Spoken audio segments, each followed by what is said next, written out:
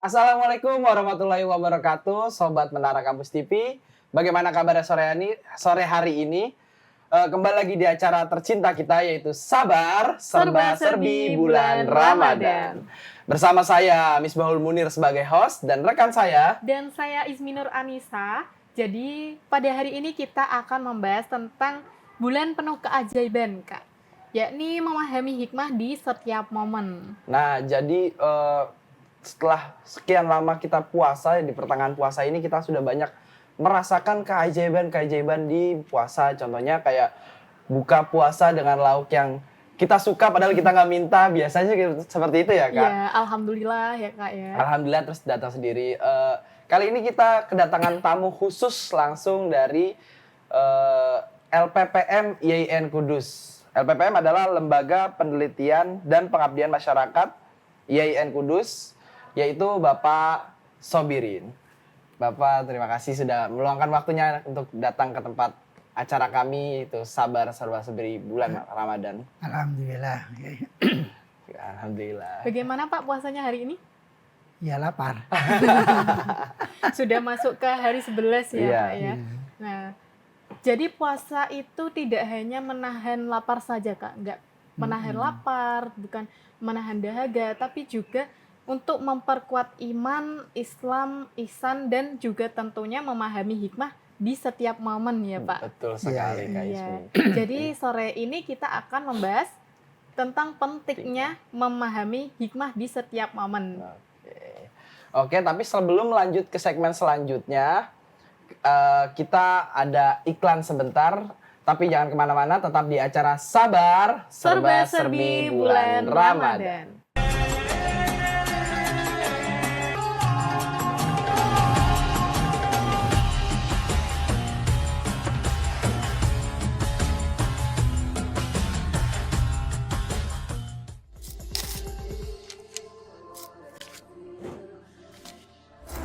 Wujudkan mimpi jadi kenyataan. Menjadi generasi yang anti perbedaan, terus berjuang menggapai masa depan. Di Fakultas Tarbiyah, kami terdidik untuk menjadi seorang pendidik yang hebat untuk membentuk generasi berakhlak. Kuliah di Fakultas Ekonomi dan Bisnis Islam membuka peluang karir yang menjanjikan di berbagai sektor. Dengan menggabungkan keahlian bisnis dan juga prinsip syariah, kami siap berkontribusi atas pengembangan ekonomi yang beretika, berkeadilan, dan berkelanjutan.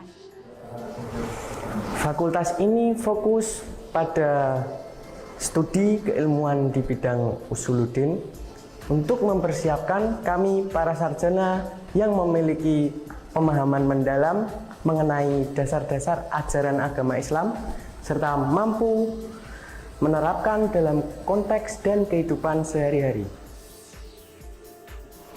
Di Fakultas Dakwah dan Komunikasi Islam juga ada ilmu yang mengkaji tentang politik. Dengan mengelaborasikan pembelajaran politik dan pemerintahan, baik secara kajian umum maupun Islam, kami dipersiapkan untuk berkontribusi nyata dalam menciptakan tatanan pemerintahan yang adil dan berintegritas. dengan mengintegrasikan hukum nasional dan hukum syariah dalam menyelesaikan beberapa masalah kewargaan maupun hukum. Kami, mahasiswa syariah, dicetak untuk berkontribusi dalam menciptakan keadilan dan harmoni dalam masyarakat, khususnya dalam isu-isu kekeluargaan maupun hukum ekonomi syariah. IAIN Kudus, Kompeten dan religius.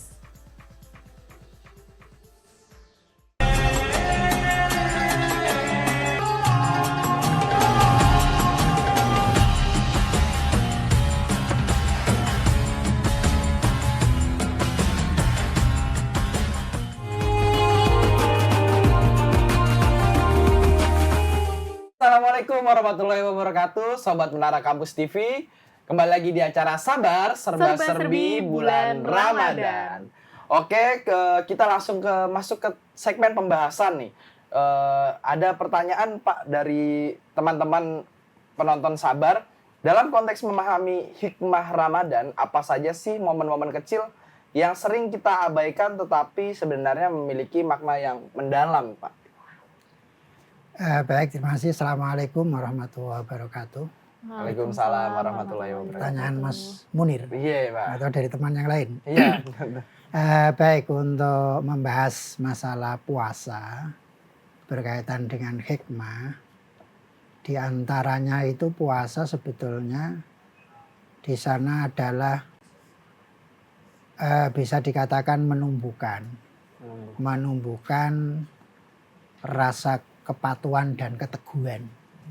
Berarti ada kunci patuh dan teguh.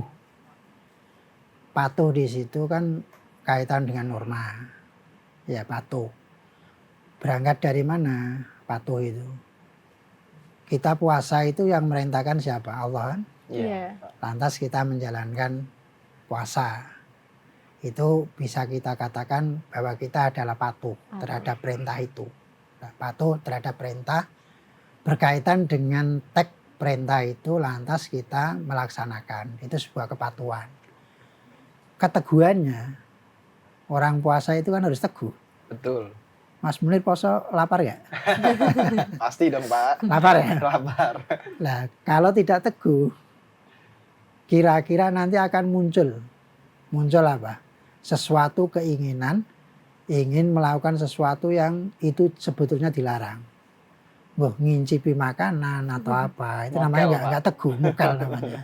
Nah, sehingga di sana ada kepatuhan, diawasi maupun tidak karena perintah Allah dilaksanakan, maka muncul sebuah kesabaran sehingga teguh. Digoda apapun, mie ayam macam-macam itu nggak akan buka. Nah, itu ada hikmah dari puasa itu nanti akan melahirkan patuh, teguh. Nah, patuh di situ nanti bisa digeser. Patuh pada diri sendiri. Kita kan punya kewajiban sebagai mahasiswa itu. Harus belajar, harus istirahat, macam-macam itu. Bagaimana kepatuhan kita dari efek puasa itu. Patuh kepada di luar kita. Siapa? Orang tua. Kalau kita sudah puasa serius, karena itu adalah unsur kepatuhan hikmahnya, maka hikmah itu akan lahir pada diri kita yang kita terapkan dalam kehidupan sehari-hari, khususnya kepada orang tua. Orang tua. Iya, aturan-aturan yang ada, sampai aturan pemerintah, contoh ke kampus naik motor harus pakai helm. Itu kan patuh.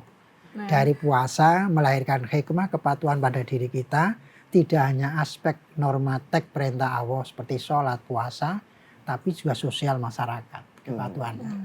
Oke, nah kalau agar kita bisa menghargai momen-momen itu bagaimana sih, Pak?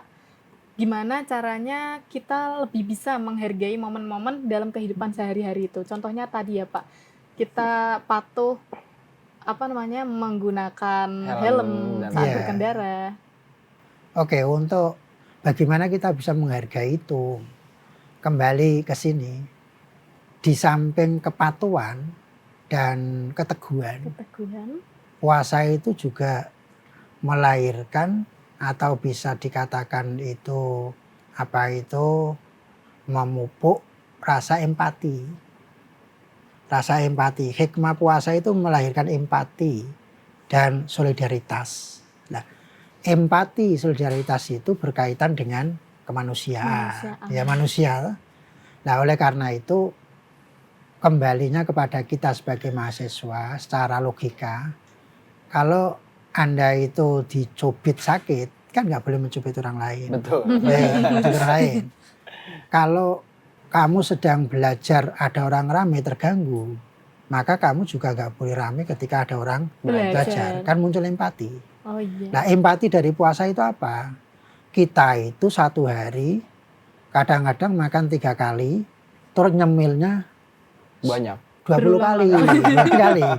Tidak Terus hitungan kalau kamu nggak hitungan, Pak. kan? Terus Waduh. teh yang 3.000 besar-besar itu sampai 4 kali. Teh jumbo. Ya, teh jumbo. Nah, sekarang dilatih oleh Allah, kita disuruh menahan makan yang teratur, disiplin, yaitu pagi sahur, nanti kalau sore buka. Berbuka. Tapi dalam perjalanan pagi sampai sore itu kan kita lapar. Iya, Pak.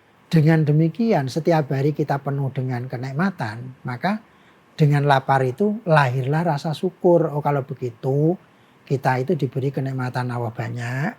Terus sisi lain ada orang yang tidak mendapatkan kenikmatan, yang merasakan kelaparan, sehingga kita muncul empati. Akhirnya peduli, ada sodako macam-macam. Nah itu dengan demikian bagaimana bisa menerapkan, ya harus dihayati, ditelaah, sehingga muncul empati.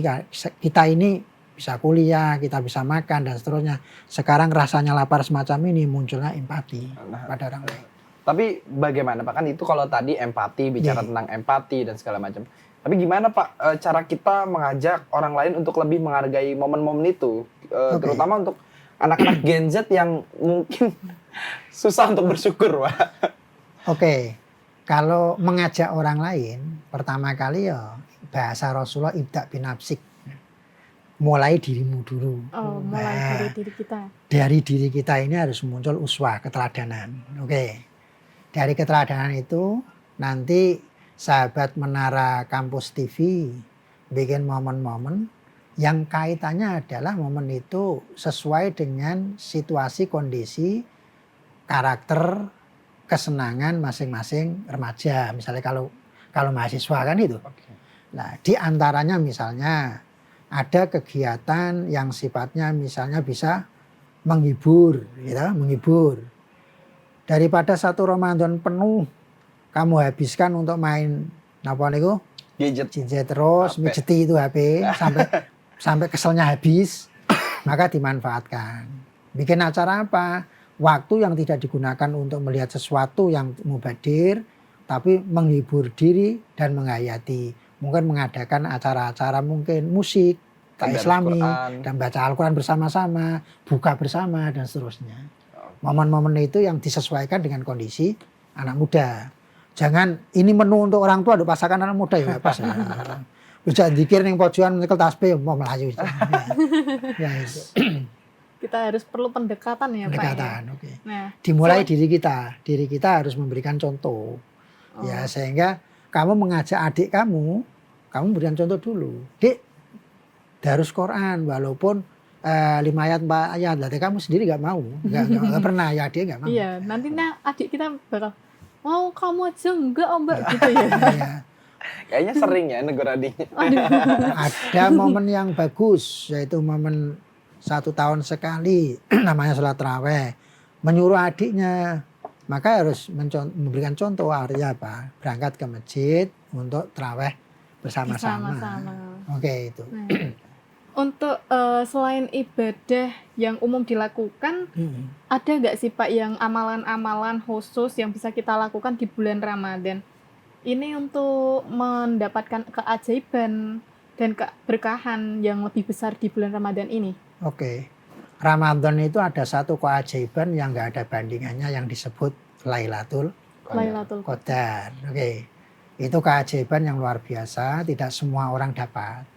Tapi yang perlu dipahamkan bahwa kata-kata Lailatul Qadar itu kan, lail kan artinya malam. Oh iya. Nah, kalau lail itu artinya malam, malam itu startnya kapan sampai kapan? Berarti lail itu adalah startnya mulai matahari tenggelam sampai fajar. Oh, nah, iya. Dengan demikian 1 malam penuh itu di sana ada momen yang istimewa yang bisa kita gunakan untuk mencari keberkahan, yaitu menyongsong datangnya Lailatul Qadar. Nah, Lailatul Qadar itu kan dirahasiakan, kapannya nggak tahu. Bisa ba'da maghrib, bisa ba'da isya, bisa menjelang mau subuh. Tanggal berapa pun masih meraba-raba, belum tahu. Kemungkinan kita bisa mendapatkan berkahnya yang melimpah Lailatul Qadar nggak? Bisa. Caranya, yo jaring. Ngibadahi jangan potol-potol. Artinya, tanggal 1 sampai 15 masjid kan penuh. Iya. Setelah itu kan habis. Akhir-akhir semuanya di mall kan nggak ada kosong. Lailatul Qadar brodol belakangan nggak tahu itu. Ibadahnya di mall, Pak. Maka momen itu digunakan betul. Di samping itu karena Ramadan itu adalah bulan untuk ampunan, bulan ladang pahala yang luar biasa. Di bulan Rejab kemarin kan kita menanam. Saban, di bulan Saban kita istilahnya mupuk. Ramadan kan panen. Nah, panen ini digunakan betul. Yang bisa panen siapa ya? Yang ngambil. Yang mau panen. Kalau nggak mau, ya nggak dapat. Artinya ya istighfarnya banyak, sholat banyak, dan seterusnya. Pak, ada nggak pesan yang ingin disampaikan kepada Sobat Menara Kampus TV di rumah tentang pentingnya memahami hikmah di setiap momen Ramadan gitu Pak. Oke, yang perlu kita pahami bersama ya para pemirsa sahabat Menara Kampus TV ya. Oh iya, Menara Kampus TV. Tolong Ramadan itu jangan dipahami cuma tadi Mbak siapa tadi bilang menahan makan dan minum. Lapar dan Ya, tahan. memang siam itu kan dari kata asyamu artinya imsak. Imsak itu menahan. Menahan menurut fikih itu hanya lahiriah, makan minum. Tapi imsak di situ harus dipahami bahwa puasa itu yang ditahan adalah juga unsur dalam. Karena hikmah puasa diantaranya adalah membersihkan jiwa dan raga kan itu. Rogone itu ya dibersihno, raga itu pandangan mata macam-macam, jiwanya itu hati dan perasaannya. Artinya tetap harus imsak dijaga. Mata jangan liar, hatinya jangan mikir yang macam-macam. Jangan dolanan jengset terus malah nonton film-film sing aneh-aneh. Ya. Nah itu tolong dihindari karena Ramadan itu setahun sekali dan kita belum tentu tahun yang akan datang ketemu Ramadan lagi kan eman-eman. Maka momen itu digunakan sebetul-betulnya yang tidak hanya sekedar menahan zuhirnya, raganya makan dan minum. Tapi rohnya harus dijaga. Napa niku? Jiwa, perasaan, pikirannya dijaga tidak nyuwun saya bahasa kasarnya liar. Nah, itu pesan yang Oke, Masya Allah. Masya Allah Kak. Jadi Sudah tercerahkan Kak? cerah sekali Kak. Oke teman-teman Sobat Menara Kampus TV, itu tadi yang sudah disampaikan oleh Pak Sobirin.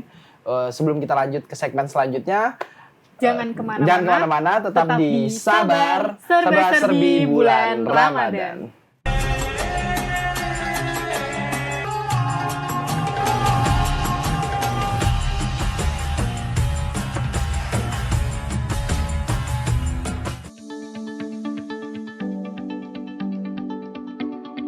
Assalamualaikum warahmatullahi wabarakatuh. Yuk ikuti saya, Izzati Nasa bersama mahasiswa dari Program Studi Pengembangan Masyarakat Islam untuk melihat sarana dan prasarana dari Fakultas Dakwah dan Komunikasi Islam yang di dalamnya terdapat juga fasilitas dari Program Studi Pengembangan Masyarakat Islam.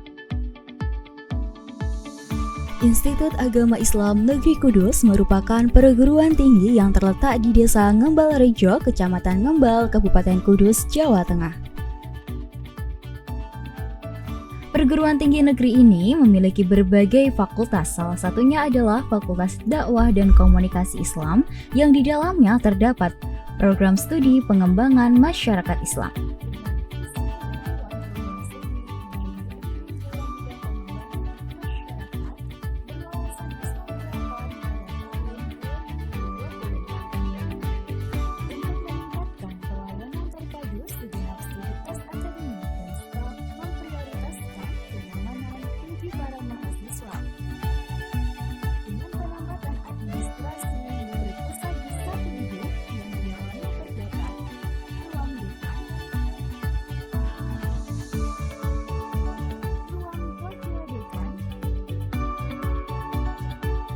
Ruang Ketua Program Studi dan Sekretaris Program Studi,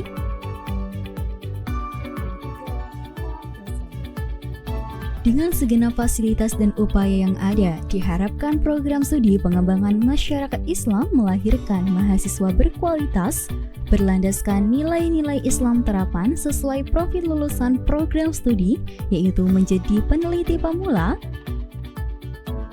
socio-entrepreneur, dan pengembang masyarakat.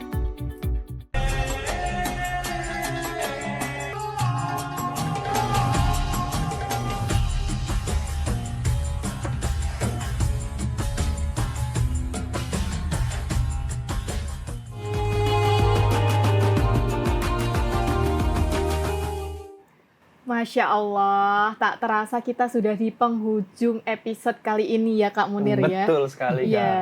Yang kita pelajari dari episode kali ini adalah Banyak puasa sekali Kak. tidak hanya menahan lapar dan dahaga Kak Munir, tetapi juga mempertebal keimanan, mental, terus perlu keteguhan, kepatuhan, empati, dan banyak lagi yang tadi Oh sudah iya. dijelaskan oleh Pak sangat Sobir. jelas-jelas Ya, sekali ya Kak ya. Betul sekali. Untuk mengakhiri penghujung acara ini kita minta untuk Pak closing statement untuk para sobat Menara Kampus TV yang ada di rumah. Baik, terima kasih semuanya. Kalau kita berpuasa, tidak hanya aspek lahiriah menahan makan dan minum, tetapi aspek batinnya juga, imsak dari segi jiwa, perasaan dan pikiran kita, hati kita, maka akan satu hikmahnya adalah bisa melahirkan mendapatkan berbagai pundi-pundi amal baik yang banyak. Karena puasa itu adalah mengumpulkan amal di bulan Ramadan. Yang kedua, bisa membentuk diri kita sebagai seorang mutakin yang benar. Orang mutakin itu dari kata takwa itu kan ada taknya, lahir tawadu, kofnya konaan, rimo, orang gerangsang. Artinya setelah puasa nanti ya enggak korupsi. Iya, konaan. Iya, takwa, wawunya bimana waro, penjagaan. Maka puasa itu membentuk diri manusia menjadi mutakin. Maka setelah puasa, bagaimana puasa dilakukan dengan benar, maka dia akan waro, artinya menjaga dari dosa-dosa yang bisa mengotori dirinya kembali. Itu wawunya. Ya-nya bimana yakin. Yakin kalau orang puasa dengan benar, jaminannya surga kan, itu harus yakin. Maka dari kata takwa, tak, kof, wawu, ya. Ya mudah-mudahan kita semuanya bisa menjalankan puasa dengan baik dan benar sehingga menjadi orang-orang yang benar-benar muttaqin. Amin. Amin. Jangan lupa tonton Sabar Serba-Serbi bulan Ramadan setiap hari pukul 5 sore hanya di Menara Kampus TV. Oke, terima kasih Pak Sobirin sudah Terima kasih membersamai Pak kita. sudah membersamai di episode kali ini. Tentunya Sobat Menara Kampus TV akan kedatangan tamu-tamu lain yang tak kalah hebatnya dan tema-tema yang tak kalah serunya. Sekian dari kami. Wassalamualaikum warahmatullahi wabarakatuh.